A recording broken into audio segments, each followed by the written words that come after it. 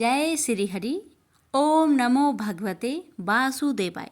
आप सभी भक्तों पर लक्ष्मी नारायण की कृपा सदा सर्वदा बनी रहे। आज की वीडियो में आप सभी श्रवण करेंगे देवशयनी एकादशी व्रत की संपूर्ण कथा। इस साल देवशयनी एकादशी 17 जुलाई को मनाई जाएगी। आषाढ़ मास में पड़ने वाली शुक्ल पक्ष की एकादशी को ही देवशयनी एकादशी कहते हैं। इस समय से भगवान श्री हरि विष्णु का शयन काल भी कहते हैं, क्योंकि इस दिन से ही भगवान श्री हरि विष्णु 4 मास के लिए क्षीर सागर में योग निद्रा के लिए चले जाते हैं। 4 माह की इस अवधि को चतुर्मास कहते हैं और इस अवधि में कोई भी शुभ जैसे यज्ञोपवीत संस्कार, विवाह, दीक्षा ग्रहण, यज्ञ, गृह प्रवेश, गोदान, प्रतिष्ठा एवं जितने भी शुभ कार्य हैं नहीं किए जाते। अरे भक्तों, आपको मैं बता दूं, देवशयनी एकादशी को कुछ स्थानों पर महा एकादशी, पद्मनाभा एकादशी, थोली एकादशी, हरिदेव शयनी एकादशी, शयनी एकादशी तथा प्रबोधनी एकादशी के नाम से भी जाना जाता है। इस दिन से जग के पालनहार भगवान श्री हरि विष्णु 4 मास के लिए योग निद्रा में चले जाते हैं। इस दौरान मांगलिक कार्य नहीं किए जाते। इसी समय से चतुर्मास का प्रारंभ हो जाता है। जैसे ही भगवान श्री हरि विष्णु के योग निद्रा में जाने के बाद चंद्र, सूर्य और कहते हैं कि प्रकृति का तेजस तत्व कम हो जाता है। अगर शुभ शक्तियाँ इन दिनों कमजोर हो जाती है, इसलिए किए गए शुभ कार्य भी पूरे नहीं होते। इन दिनों साधु सन्यासु लोग भ्रमण करना छोड़ देते हैं और एक जगह पर रहकर प्रभु की आराधना और स्मरण करते हैं। कहते हैं कि इस अवधि में सारे धाम भगवान श्री कृष्ण के वज्र धाम में आ जाते हैं। इसलिए चतुर्मास में ब्रजधाम जाना बहुत ही अच्छा माना जाता है। देवशयनी एकादशी का व्रत करने से मनुष्य के सारे किए गए लौकिक पाप का नाश हो जाता है और ब्रह्म वैवर्त पुराण में कहे गए महात्म्य के अनुसार इस व्रत को करने से मनुष्य की सारी मनोकामनाएं पूर्ण होती है और अगर व्रती चतुर्मास का विधि पूर्वक पालन करे तो उसे मोक्ष के बाद गोलोक में निवास मिलने का महाफल प्राप्त होता है। आइए भक्तों, हम जानते हैं देवशयनी एकादशी व्रत के तिथि के बारे में। हिंदू पांचांग के अनुसार आषाढ़ शुक्ल पक्ष की एकादशी तिथि का आरंभ 16 जुलाई 2024 को रात 8:33 से होगा। एकादशी तिथि का समापन 17 जुलाई को रात 9:02 पर होगा। देवशयनी एकादशी का व्रत 17 जुलाई 2024 बुधवार को रखा जाएगा। देवशयनी एकादशी व्रत का पारण का समय। एकादशी व्रत का पारण अगले दिन सूर्योदय के बाद किया जाता है। एकादशी व्रत का पारण द्वादशी तिथि समाप्त होने से पहले करना चाहिए। बता दें कि देवशयनी एकादशी का पारण 18 जुलाई को किया जाएगा। देवशयनी एकादशी का पारण का सही समय 18 जुलाई को सुबह 5:35 से सुबह 8:20 के बीच रहेगा। द्वादशी तिथि समाप्त 18 जुलाई को सुबह 8:44 पर होगा। अरे भक्तों, आइए अब हम श्रवण करते हैं देवशयनी एकादशी व्रत की पावन कथा को श्रद्धापूर्वक पर संचित मन से पूरा अवश्य सुनिएगा और कमेंट बॉक्स में ओम नमो भगवते वासुदेवाय अवश्य लिखे। देवशयनी एकादशी की पावन कथा। धर्मराज युधिष्ठिर ने कहा, हे केशव, आषाढ़ शुक्ल एकादशी का क्या नाम है? इस व्रत के करने की विधि क्या है और किस देवता का पूजन किया जाता है? श्री कृष्ण कहने लगे कि हे युधिष्ठिर, जिस कथा को ब्रह्मा जी ने नारद जी से कहा था वही मैं तुमसे कहता हूँ। एक समय नारद जी ने ब्रह्मा जी से यही प्रश्न किया था।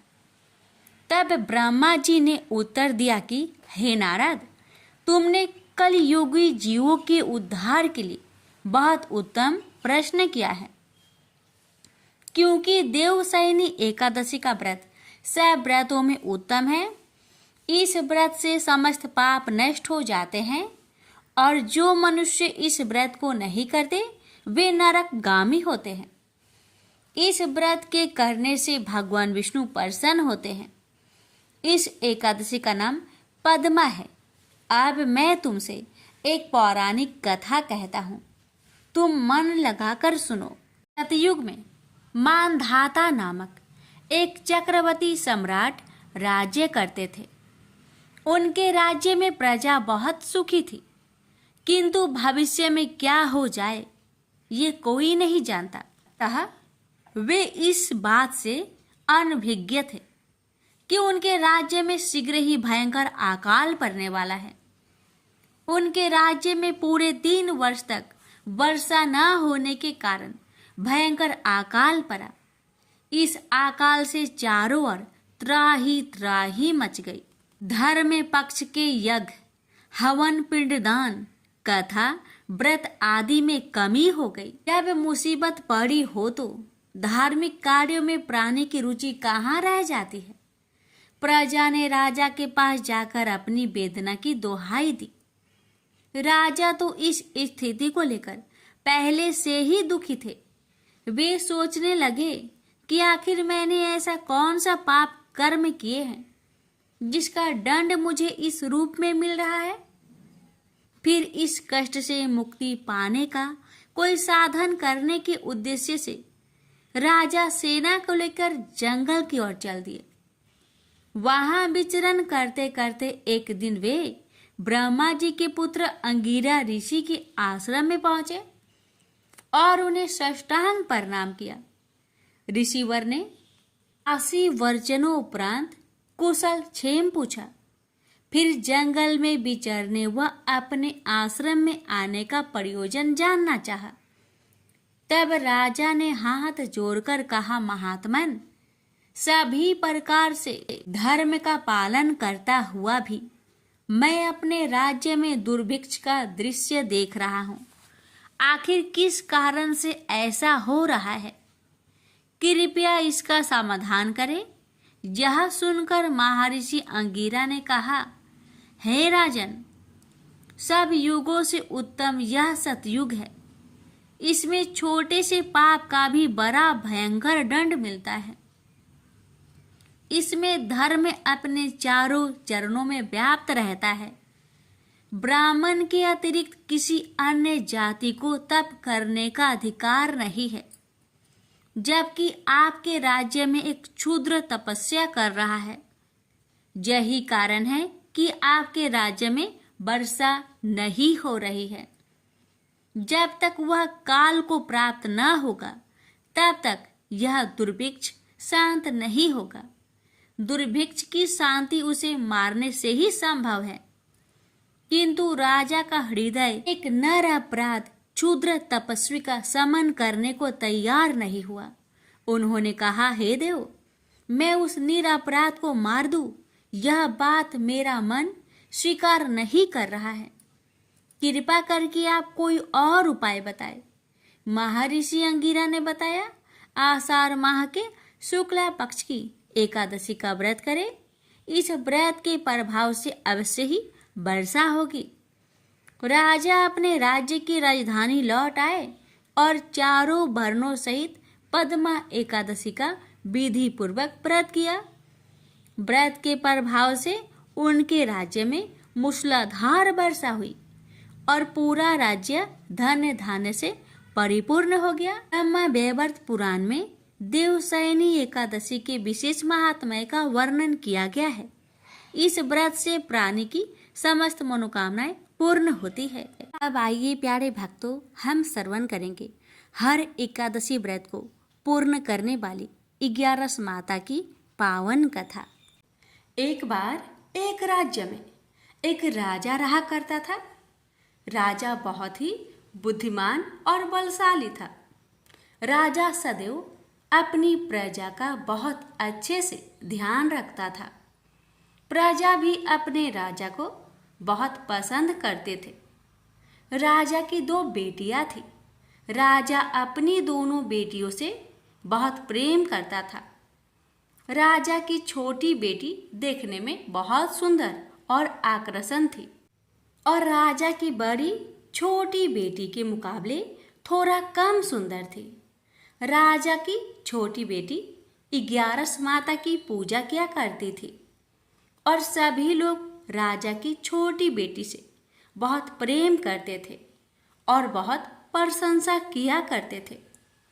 राजा भी अपनी छोटी बेटी को बड़ी बेटी से अधिक प्रेम करता था, जिस कारण राजा की बड़ी बेटी को अपनी छोटी बहन से बहुत नफरत होने लगी थी। राजा की दोनों बेटियां जब बड़ी हो गई तब एक पड़ोस राज्य में रहने वाला राजकुमार राजा की बड़ी बेटी के लिए रिश्ता लेकर आया। लेकिन जैसे ही उस राजकुमार की नज़र राजा की छोटी बेटी पर पड़ी तो वह राजकुमार राजा की छोटी बेटी पर आकर्षक हो गया और उससे पहली नज़र में ही प्रेम कर बैठा। उस राजकुमार ने राजा की बड़ी बेटी के साथ विवाह करने से मना कर दिया और उसने राजा से कहा कि मैं आपकी छोटी बेटी से विवाह करना चाहता हूँ। जिसके बाद राजा की बड़ी बेटी यह देखकर अपनी छोटी बहन से बहुत क्रोधित हो गई और राजा की बड़ी बेटी ने अपनी छोटी बहन को अपना सबसे बड़ा दुश्मन मान लिया। राजा की बड़ी बेटी ने अपनी छोटी बहन से बदला लेने का निर्णय लिया, जिसके लिए उसने अपनी छोटी बहन को जान से मारने का प्लान बनाया।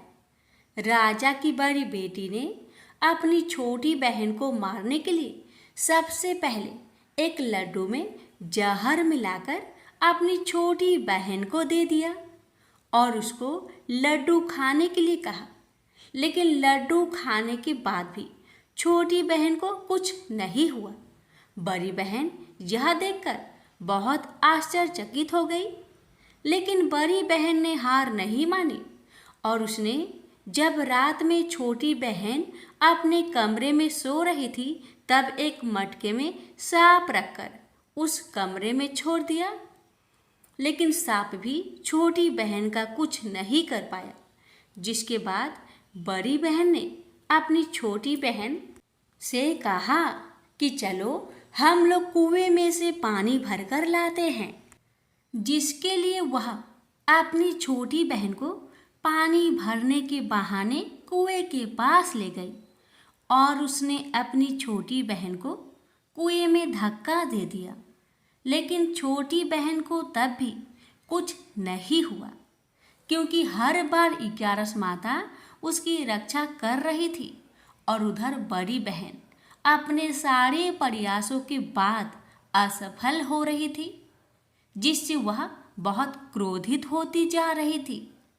फिर उसने अपनी छोटी बहन के पास जाकर उससे खुद ही पूछा कि मेरी छोटी बहन, तुमको पता है भगवान ने सबकी मृत्यु एक निश्चित समय पर लिखी हुई है और कैसे तुम्हारी मृत्यु होगी, क्या यह तुम जानती हो?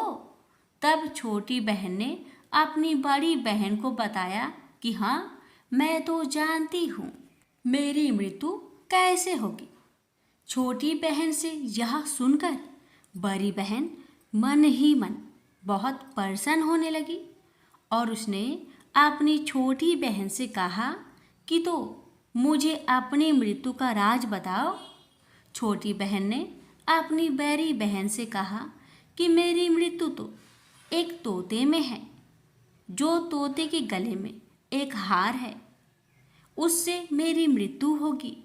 जब कोई भी व्यक्ति तोते को मारकर वह हार अपने गले में पहनेगा तो मैं मूर्छित हो जाऊंगी, और जैसे ही उस हार को अपने गले से उतारेगा तो मैं वापस से जीवित हो जाऊंगी।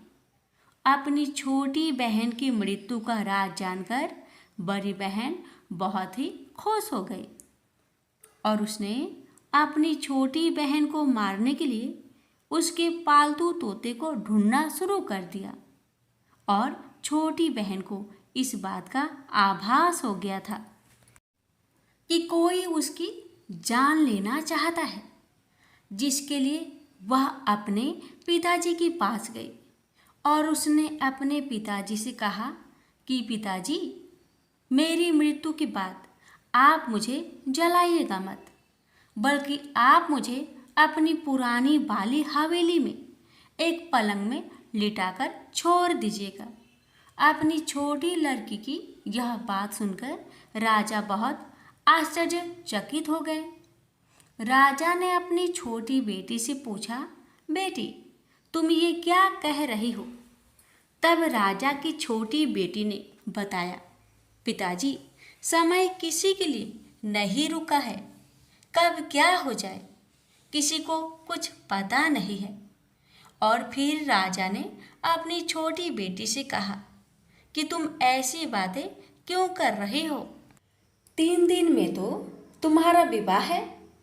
लेकिन छोटी बेटी ने अपने पिताजी को ऐसा करने पर मजबूर कर दिया और उनसे वचन ले लिया। राजा ने भी अपनी छोटी बेटी की बात स्वीकार कर ली और 2-3 दिनों के बाद जब शादी का समय आया, तब राजकुमार बारात लेकर राजा के घर आया और राजकुमार और राजा की छोटी बेटी का विवाह शुरू हो गया। जैसे ही राजा की छोटी बेटी राजकुमार के साथ फेरे लेना शुरू करती है, तो उसकी बड़ी बहन अपनी छोटी बहन के कमरे में जाकर उसके तोते को पकड़ लेती है और उसको जान से मार देती है। तोते के गले में जो हार था, उसको अपने गले में धारण कर लेती है। जैसे ही बड़ी बहन उस हार को अपने गले में धारण करती है, तो उधर छोटी बहन 3.5 फेरे ही ले पाती है और वहीं पर बेहोश होकर गिर जाती है। जिसके बाद राजा ने बड़े बड़े दर्द हकीमों को बुलाया और अपनी छोटी बेटी का इलाज करने के लिए कहा। राजा की बात सुनकर वैद्य ने छोटी बेटी को जब चेक किया, तो राजा को बताया कि आपकी छोटी बेटी ना तो जीवित है और ना ही मरी हुई है। यह मैं ऐसा पहली बार देख रहा हूँ। राजा ने वैद्य और हकीम को यह बात बाहर बताने से मना कर दिया और उनको कहा कि अगर तुमने यह बात किसी को बाहर बताई तो हम तुम्हें फांसी दे देंगे। राजा ने अपनी छोटी बेटी को पुराने महल में ले जाकर एक पलंग में लिटा दिया और वहाँ पर कुछ सैनिक को तैनात कर दिया। वापस अपने महल पर आ गया। राजा की बड़ी बेटी अपने पिताजी के पास आई और कहने लगी कि पिताजी, अगर यह शादी संपन्न नहीं हुई तो आपकी इज्जत का क्या होगा? आप कहे तो आपकी इज्जत बचाने के लिए राजकुमार से शादी करने के लिए तैयार हूँ। जिसके बाद राजा ने अपनी बड़ी बेटी की बात मान ली और राजा ने बड़ी बेटी को छोटी बेटी की कपड़े पहनाकर मंडप पर भेज दिया। लेकिन राजकुमार यह जान गया कि यह राजा की छोटी बेटी नहीं, बल्कि यह राजा की बड़ी बेटी है। लेकिन जब राजकुमार ने शादी करने से मना किया, तो सभी लोगों ने राजकुमार को विवश करके राजा की बड़ी बेटी से बचे हुए फेरे को संपन्न करा दिया और विवाह करवा दिया। जिसके बाद राजकुमार राजा की बड़ी बेटी को अपने महल ले गया। राजकुमार राजा की बड़ी बेटी से ना तो बात करता था, न ही उसको पसंद करता था और ना ही उसके आसपास भटकता था। और राजकुमार ने यह फैसला लिया था कि वह अपनी प्रेमिका को ढूंढ कर रहेगा और यह जानकर रहेगा कि उसके साथ हुआ क्या है। एक दिन राजकुमार अपने घोड़े पर सवार होकर राजा के पुराने महल के पास पहुंच गया, जहां पर उसने कुछ सैनिकों को देखा। महल के पास पहुंचकर राजकुमार ने जब महल को ध्यान से देखा तो वह समझ गया कि यह तो हमारे ससुर जी का महल है। तब राजकुमार ने सैनिकों से पूछा, तुम लोग यहाँ क्या कर रहे हो और इस महल के अंदर उस पलंग में कौन लेटा है? जिसके बाद सैनिकों ने बताया कि जहाँ पर राजा की छोटी बेटी लेटी है। यह सुनकर राजकुमार बहुत प्रसन्न हो गया और वह तुरंत अपनी प्रेमिका के पास पहुँच गया और उसकी सेवा करने लगा। जैसे ही रात हुई तो राजा की छोटी बेटी उठकर खड़ी हो गई। राजकुमार यह देखकर बहुत खुश हो गया और उसने अपनी प्रेमिका से पूछा कि तुम यहाँ क्या कर रही हो? तुम मेरे साथ मेरे घर चलो। राजा की छोटी बेटी ने राजकुमार को सारी बातें बता दी कि मेरी जान एक तोते में बसी थी और मैंने यह बात सिर्फ अपनी बड़ी बहन को बताया था और मुझे पता है कि उसने ही मुझे मारने का प्रयास की है। उसके पास एक हार है जिसको वह सुबह पहन लेती है और रात को उतार देती है। जब तक वह हार को पहने रहती है तब तक मैं मूर्छित रहती हूँ और जैसे ही वह हार को उतार देती है तो मैं जीवित हो जाती हूँ और जब तक मेरी बड़ी बहन के पास वह हार है तब तक मैं ऐसे ही जीवित और मूर्छित होती रहूँगी। अगर मेरी बड़ी बहन के पास जो हार है वह मेरे हाथ में लग जाए तो मैं हमेशा के लिए जीवित हो जाऊंगी। राजकुमार यह बात सुनकर राजा की छोटी बेटी के पास रहने का निर्णय ले लिया और अपने बचे हुए सारे फेरे उस पलंग में लेटी राजकुमार की छोटी बेटी के साथ ले लिया और अपना विवाह पूर्ण कर लिया और वहीं पर ही रहने लगा। देखते ही देखते कुछ समय में राजा की छोटी बेटी और राजकुमार की पत्नी पेट से हो गई। एक दिन राजकुमार को किसी काम से बाहर जाना पड़ा। तब छोटी बहन के पेट में बहुत तेज दर्द होने लगा, जिसके बाद उसने 11 माता का आह्वान किया। जिसके बाद वहाँ पर 11 माता प्रकट हुई और उन्होंने अपनी भक्तों के दर्द को दूर किया और एक पुत्र की प्राप्ति करवाई। और वहीं पर अचानक से राजकुमार भी आ गया।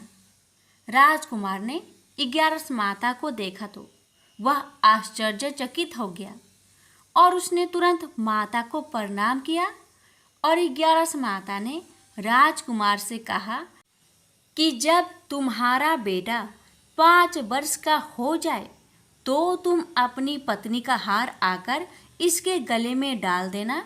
और देखते ही देखते राजकुमार और राजा की छोटी बेटी का पुत्र 5 वर्ष का हो जाता है।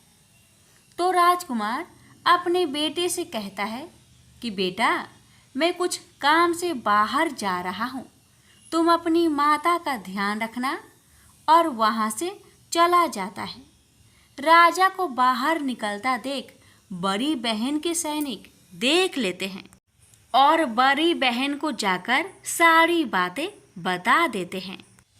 जिसके बाद बड़ी बहन अपनी छोटी बहन के पुत्र को वहाँ से उठवा लेती है और उसको मरवा देती है। छोटी बेटी के पुत्र को 2 टुकड़े करवा देती है। पहला टुकड़ा चक्की के पास छुपा देती है और दूसरा टुकड़ा अपनी पलंग के नीचे रख देती है। अब 11 माता भिखारी का रूप लेकर आती हैं। एक भिखारी का रूप रखकर बड़ी बहन के पास चली जाती है। जिसके बाद वहाँ पर भिक्षा मांगने लगती है। बड़ी बहन अपने नौकरों से कहती है कि जाकर भिक्षा दे दो, लेकिन जैसे ही नौकर 11 माता को भिक्षा देने के लिए जाते हैं तो माता उन्हें मना कर देती है और कहती है कि मैं तुम्हारी महारानी से ही भिक्षा लूंगी। जिसके बाद बड़ी बहन स्वयं ही भिक्षा देने के लिए माता के पास आती है। तब माता एक बिल्ली का रूप लेकर उसके कमरे में चली जाती है और वहाँ पर छोटी बेटे के पुत्र को 2 टुकड़ों को आपस में जोड़ देती है और उसे जीवित कर देती है और उसे वहाँ से ले जाती है। राजकुमार अपने बेटे को लेकर अपनी पत्नी के पास जाता है और उससे कहता है कि तुम इसका ध्यान रखना। अगर तुम इस बच्चे को अच्छे से ध्यान रखोगी तो मैं तुमसे बात करूँगा। एक दिन राजकुमार अपने बच्चे से कहता है कि तुम मम्मी से उनके गले का हार मांग लो। जिसके बाद राजकुमार का लड़का अपनी मम्मी के पास जाता है और कहता है कि मम्मी, मुझे तुम्हारा हार चाहिए जो तुमने गले में पहन रखा है। यह सुनकर पहले तो बड़ी बहन बहुत क्रोधित होती है, पर उसको यह याद आता है कि राजकुमार ने कहा था कि अगर मैं इस बच्चे का ध्यान अच्छे से रखूंगी तो वह मुझसे बात करेंगे, जिसके कारण वह हार को उस बच्चे को दे देती है और वह तुरंत हार ले जाकर अपने पिताजी को दे देता है। और तभी राजकुमार अपने बेटे को लेकर वहाँ से जाने लगता है और अपनी पत्नी से कहता है कि तुम हमारे लिए खाना बनाकर रखना, मैं शाम को आकर तुम्हारे साथ खाऊंगा। और वह अपने बेटे को लेकर वहाँ से चला जाता है। जिसके बाद वह राजा के पास जाता है और उसको सारी बातें बता देता है। राजा अपनी बड़ी बेटी की यह करतूत सुनकर बहुत क्रोधित होते हैं और अपनी परवरिश पर ही दोष देने लगते हैं और राजकुमार को अपनी छोटी बेटी के साथ रहने के लिए आदेश देते हैं।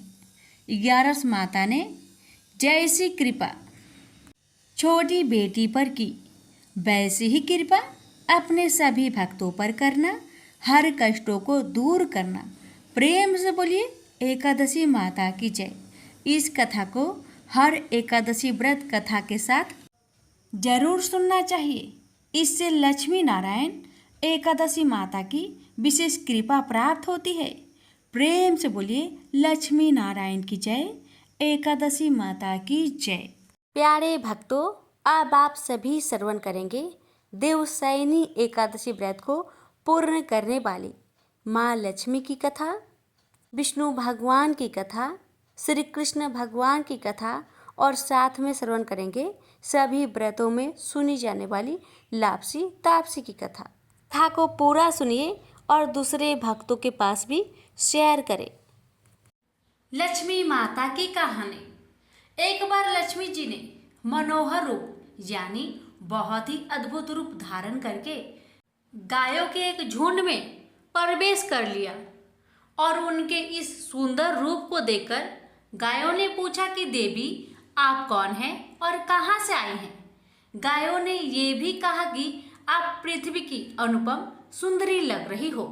तब गायों ने एकदम से कहा कि सच सच बताओ, आखिर तुम कौन हो और तुम्हें कहाँ जाना है?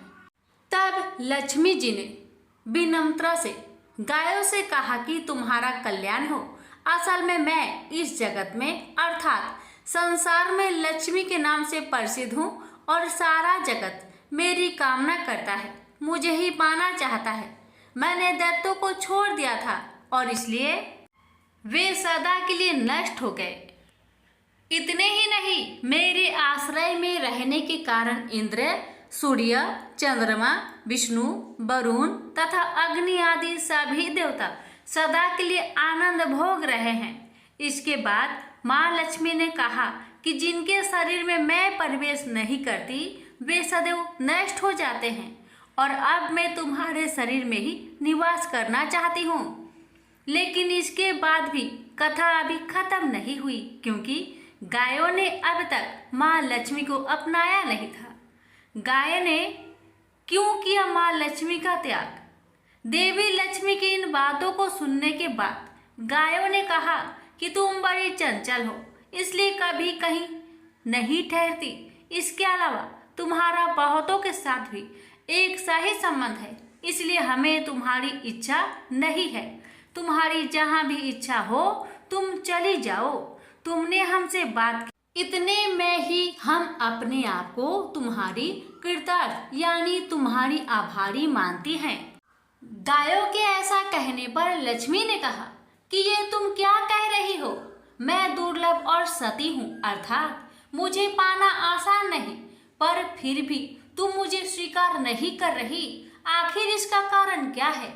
यहाँ तक कि देवता, दानव, मनुष्य आदि सब कठोर तपस्या करके मेरी सेवा का सौभाग्य प्राप्त करते हैं, अतः तुम भी मुझे स्वीकार करो। वैसे भी इस संसार में ऐसा कोई नहीं जो मेरा अपमान करता हो। ये सब सुनकर गायों ने कहा कि हम तुम्हारा अपमान या अनादर नहीं कर रहे, केवल तुम्हारा त्याग कर रहे हैं, और वह सिर्फ इसलिए क्योंकि तुम्हारा मन बहुत चंचल है। तुम कहीं भी जमकर नहीं रहती, अर्थात एक स्थान पर नहीं रुक सकती, इसलिए अब बातचीत करने से कोई लाभ नहीं। तो तुम जहाँ जाना चाहती हो जा सकती हो। इस तरह से गायों ने माँ लक्ष्मी का त्याग कर दिया, क्योंकि गायों को मालूम था कि लक्ष्मी कभी किसी के पास नहीं रहती, बल्कि पूरे संसार में घूमती रहती है। पर फिर भी माँ लक्ष्मी ने हार नहीं मानी और इतना सब होने के बाद भी वार्तालाप जारी रखी। अब आखिर में माँ लक्ष्मी ने कहा, गायों, तुम दूसरे को आदर देने वाली हो, और यदि तुमने ही मुझे त्याग दिया तो सारे जगत में मेरा अनादर होने लगेगा। इसलिए तुम मुझ पर भी अपनी कृपा करो। मैं तुमसे केवल सम्मान चाहती हूँ। तुम लोग सदा सबका कल्याण करने वाली पवित्र और सौभाग्यवती हो, तो मुझे भी बस आज्ञा दो कि मैं तुम्हारे शरीर के किस भाग में निवास करूं। इसके बाद गाय ने भी अपना मन बदल लिया और गायों ने कहा, हे यशस्विनी, हमें तुम्हारा सम्मान अवश्य ही करना चाहिए, इसलिए तुम हमारे गोबर और मूत्र में निवास करो, क्योंकि हमारी ये दोनों वस्तुएं ही परम पवित्र है। तब माँ लक्ष्मी ने कहा, धन्यवाद और धन्य भाग मेरे, जो तुम लोगों ने मुझ पर अनुग्रह किया, यानी मेरे प्रति इतना कृपा दिखाई। मैं अवश्य ऐसा ही करूंगी। मैं सदैव तुम्हारे गोबर और मूत्र में ही निवास करूंगी। सुखदायिनी गायों, अर्थात सुख देने वाली गायों, तुमने मेरा मान रख लिया, अतः तुम्हारा भी कल्याण हो। बस यही वचन है कि गाय की इन दोनों वस्तुओं को लक्ष्मी का ही रूप समझा जाता है। प्रेम से बोलिए लक्ष्मी माता की जय। विष्णु भगवान की कथा। एक गांव में एक बुढ़िया माई रहती थी। उसके 2 बेटे तथा बहू भी थे। बुढ़िया माई भगवान श्री हरि विष्णु की परम भक्त थी। अपना जीवन दान धर्म पुण्य कार्य कर्मों में लगाती थी, परंतु बुढ़िया माई कभी भी मंदिर और सत्संग में वह तीर्थ स्थानों पर नहीं जाती थी। एक बार गांव में भागवत कथा हो रही थी। बेटे ने कहा, माँ, आप सारा दिन घर में रहती हैं, आप मंदिर में भागवत कथा सुनने क्यों नहीं जाती? बुढ़िया माई ने बेटे का मन रखने के लिए कह दिया कि आज जाऊंगी, परंतु नहीं गई। ऐसा करते करते 6 दिन निकल गए। बुढ़िया माई के बेटे ने कहा, माँ, आज अंतिम दिन है, आज तो कथा सुनने आपको जाना ही पड़ेगा। सारा दिन घर का काम करके बुढ़िया माई ने जाते जाते इतनी देर कर दी कि अंतिम दिन की भागवत कथा भी समाप्त हो गई। भगवान श्री हरि विष्णु सन्यासी का रूप धारण करके बुढ़िया माई के पास आए और बोले, बुढ़िया माई, तुम कहाँ जा रही हो? बुढ़िया माई ने कहा, मैं भागवत कथा सुनने जा रही हूँ। तब सन्यासी रूपी भगवान श्री हरि विष्णु ने कहा, अब इतनी देर से क्यों जा रही हो? वहां तो अब कथा समाप्त हो गई है, अब वहां जाकर क्या करोगी? बुढ़िया माई ने कहा, अब घर से निकली हूं तो जाकर ही आऊंगी। तब सन्यासी रूपधारी भगवान श्री हरि विष्णु ने कहा कि अब कथा समाप्त हो गई, भक्त लोग भी अपने अपने घर चले गए। अब तुम वहां से क्या लाओगे? तो बुढ़िया माई बोली, कुछ नहीं तो वहां से मैं एक ईंट उठा लाऊंगी। तो सन्यासी रूपधारी भगवान श्री हरि विष्णु बोले, तुम वहां से मिट्टी की ईंट लाओगी, उसके बदले मैं तुम्हें एक सोने का ईंट दे देता हूँ। बुढ़िया माई ने ईंट ले ली और घर की तरफ चल पड़ी और विचार करने लगी कि यदि यह ईंट मैं घर ले जाऊंगी तो बेटे बहू झगड़ने लगेंगे, इसलिए घर के आंगन में बाहर ही बुढ़िया माई ने वह ईंट जमीन में गाड़ दी। परंतु अब बुढ़िया माई का ध्यान उस ईंट पर ही रहने लगा। खाने पीने घर के काम करने में सदैव बुढ़िया माई का अपना ध्यान सोने की ईंट पर लगाए रखती थी। बेटे बहू ने पूछा, माँ पूरे दिन घर के आंगन में क्या करती रहती हो? तो बुढ़िया माई ने कहा, मैं आने जाने वालों को देखती रहती हूँ। एक दिन बुढ़िया माई मर गई। यमराज के दूत बुढ़िया माई को लेने आए। बुढ़िया माई को लेकर धर्मराज जी के पास पहुँचे और धर्मराज जी को सारी बात बतलाई। धर्मराज जी ने बुढ़िया माई को कुतिया की योनी दे दी और कुतिया उसी पेड़ के नीचे बैठी रहती। बुढ़िया माई की बहू ने कहा, इस कुतिया को यहाँ से भगाओ, नहीं तो यह बच्चों को काट जाएगी। तो उसके बेटे ने उसकी पीठ पर एक लकड़ी मारी और बुढ़िया माई मर गई। और फिर उसको सर्प की योनि मिली। आंगन में सर्प को देखकर बेटे बहू ने किसी को काट नहीं जाए इसी डर से मार दिया। फिर बुढ़िया माई मरकर धर्मराज जी के पास पहुंची। बुढ़िया माई कीरी का रूप धारण करके उस आंगन में कीरा नगरा बना लिया। आंगन में कीरा नगरा हो गया। घर वाले बहुत परेशान हो गए। घर वाले भोजन भी नहीं बना रहे थे और मन ही मन हरि का स्मरण करने लगे। तब भगवान श्री हरि विष्णु सन्यासी रूप धारण करके आए और बोले, कुछ खाने को दे दो। तो घर वालों ने कहा, महाराज हमारे खाने को भी कुछ नहीं बनाया क्योंकि हमारे घर में कीरी नगरा हो गया है। आप ही कुछ उपाय बतलाइए। तब महाराज जी ने आंगन में खुदा और सोने की 28 निकाली और दोनों बेटे को दे दी और कहा, तुम तुम्हारी माँ के नाम से दान पुण्य करना, धर्मशाला बनवाकर स्कूल बनवाओ, पियाव लगवाना, गौशाला में गाय के चारे खाने की व्यवस्था करना। परंतु दोनों बेटे आपस में झगड़ने लगे कि तू दान कर, तू दान कर। किसी ने बुढ़िया माई के नाम से कोई दान नहीं किया और कीरी नगरा वहां उसी स्वरूप में स्थापित रहा। कुछ दिन बाद सन्यासी वापस आए और बुढ़िया माई के बेटे ने भगवान स्वरूपधारी सन्यासी महाराज से कहा कि हमारी घर की हालत वैसी की वैसी है, कीरी नगरा तो वैसा का वैसा ही है। तब साधु रूपधारी सन्यासी महाराज ने कहा, वह सोने की ईंट के टुकड़े लाओ और उन्हें बेचकर उनसे जो भी धन मिले उसे तुम्हारी माँ के नाम से दान पुण्य करो। इस कीरी नगरा पर शक्कर और आटा डालो। तुम ऐसा करोगे तो तुम्हारी माँ को मोक्ष प्राप्ति होगी।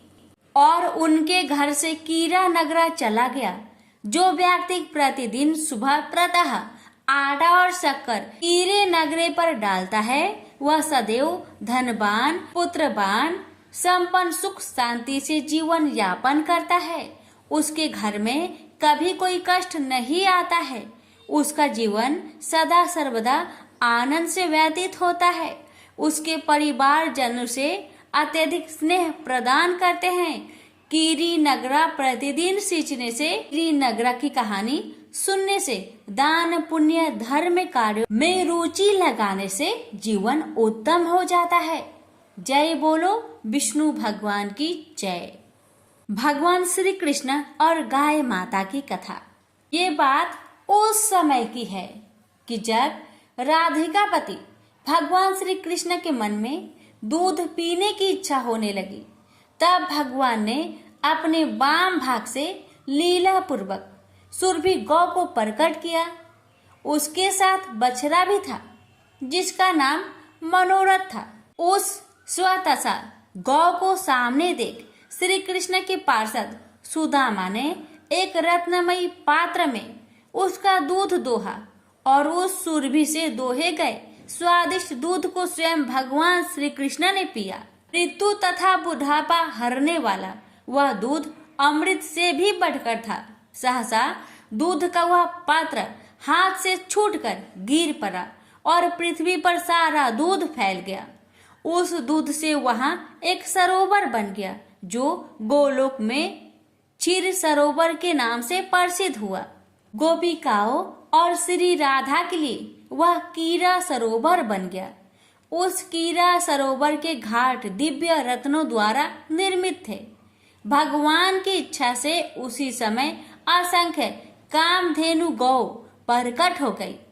जितनी वे गौ थी उतने ही बछड़े भी उस सुरभि गौ के रोमकूप से निकल आए। इस प्रकार उन सुरभि गौ से ही गौओं की सृष्टि मानी गई है। भगवान श्री कृष्ण संदीपनी मुनि के आश्रम में विध्ययन के लिए गए। वहां उन्होंने गौ सेवा की। भगवान श्री कृष्ण को केवल गायों से ही नहीं अपितु गौरस, दूध, दही, मक्खन आदि से अद्भुत प्रेम था। श्री कृष्ण द्वारा 11 वर्ष की अवस्था में पुष्टिक, चाणूर, कुलायापीड, हाथी और कंस का वध गौरस के अद्भुत चमत्कार के परिणाम है। और इसी गौ दूध का पान कर भगवान श्री कृष्ण ने दिव्य गीता रूपी अमृत संसार को दिया। गौ रक्षक भगवान श्री कृष्ण ने गौ माता की रक्षा के लिए किया या नहीं किया? उन्हें दावानल से बचाया। इंद्र के कोप से गायों और ब्रजवासियों की रक्षा के लिए गिरिराज गोवर्धन को कनिष्ठा उंगली पर उठाया। अब देवराज इंद्र ने ऐरावत हाथी की सूर्य के द्वारा लाए गए आकाश गंगा के जल से तथा कामधेनु ने अपने दूध से उनका अभिषेक किया और कहा कि जिस प्रकार देवों के राजा देवेंद्र है उसी प्रकार आप हमारे राजा गोविंद है। भगवान श्री कृष्ण का बाल्य जीवन गौ सेवा में बीता, इसलिए उनका नाम गोपाल पड़ा। पुतना के वध के बाद गोपियों श्री कृष्ण के अंगों पर गोमूत्र, गोरज व गोमय लगाकर शुद्ध करती है, क्योंकि उन्होंने पुतना के मृत शरीर को छुआ था। और गाय की पूंछ को श्री कृष्ण के चारों ओर घुमाकर उनकी नजर उतारती है। तीनों लोकों के कष्ट हरने वाले श्री कृष्ण के अनिष्ट हरण का काम गाय करती है। जब जब श्री कृष्ण पर कोई संकट आया, नंद बाबा और यशोदा माता ब्राह्मणों को स्वर्ण वस्त्र तथा पुष्पमाला से सजी गायों का दान करते थे। यह है गौ माता की महिमा और श्री कृष्ण के जीवन में उनका महत्व। नंद बाबा के घर सैकड़ों गौपाल सेवक थे, पर श्री कृष्ण गायों को दोहने का काम भी स्वयं करना चाहते थे। कन्हैया ने आज माता से गाय चराने के लिए जाने की जिद की और कहने लगे कि भूख लगने पर वे वन में तरह तरह के फलों के वृक्ष से फल तोड़कर खा लेंगे। पर माँ का हृदय इतने छोटे और सुकुमार बालक के सुबह से शाम तक वन में रहने की बात से डर गया और वह कन्हैया को कहने लगी कि तुम इतने छोटे छोटे पैरों से सुबह से शाम तक वन में कैसे चलोगे? लौटते समय तुम्हें रात हो जाएगी। तुम्हारा कमल के समान सुकुमार शरीर कड़ी धूप में कुम्हला जाएगा। परंतु कन्हैया के पास तो माँ के हर सवाल का जवाब था। वह माँ की सौगंध खाकर कहते हैं कि ना तो मुझे धूप लगती है और न ही भूख, और वह माँ का कहना न मानकर गौचरण की अपनी हाट पर अरे रहे। मोर मुकुटी बनमाली पीताम्बरधारी श्री कृष्ण यमुना में अपने हाथों से मल मल कर गायों को स्नान कराते, अपने पीताम्बर से ही गायों का शरीर पोंछते, सहलाते और बछड़ों को गोद में लेकर उनका मुख काटते और पुष्प गुच्छ गुजा आदि से उसका श्रृंगार करते। तृण एकत्र कर स्वयं अपने हाथों से उन्हें खिलाते। गायों के पीछे वन वन में वह नित्य नंगे पांव उस कंटक सहते हुए उन्हें चराते जाते। गाय तो उनकी आराध्य है और आराध्य का अनुगमन जूते पहनकर तो होता नहीं। परम ब्रह्मा श्री कृष्ण गायों को चराने के लिए जाते समय अपने हाथ में कोई छड़ी आदि नहीं रखते थे, केवल बंसी लिए हुए गाय चराने जाते थे। वह गायों के पीछे पीछे ही जाते हैं और गायों के पीछे पीछे ही लौटते हैं। वह गायों को मुरली सुनाते हैं। सुबह गौ समूह को साष्टांग प्रणाम करते और सायंकाल गायों के खुरों से पूरी धूल से उनका मुख पीला हो जाता था। इस अद्भुत दृश्य को देखने के लिए देवी देवता अपने लोगों को छोड़कर ब्रज में चले आते और आश्चर्यचकित रह जाते कि जो परम ब्रह्मा श्री कृष्ण बड़े बड़े योगियों के समाधि लगाने पर भी ध्यान में नहीं आते, वे ही श्री कृष्ण गायों के पीछे पीछे नंगे पांव बनों में हाथ में बंसी लिए घूम रहे हैं। मोहन गाय चराकर आ रहे हैं। उनके मस्तक पर नारंगी पगड़ी है जिस पर मयूर पिच का मुकुट लगा है। मुख पर काली काली अलके बिखरी हुई है जिनमें चंपा की कलियां सजाई गई है। गोप बालकों की मंडली के बीच मेघ के समान श्याम श्री कृष्ण रसमयी बंसी बजाते हुए चल रहे हैं और सखा मंडली उनकी गुणावली गाती चली रही है। गेरू आदि से चित्रित सुंदर नट के समान भैंस में ये नवल किशोर मस्त चलते हुए आ रहे हैं।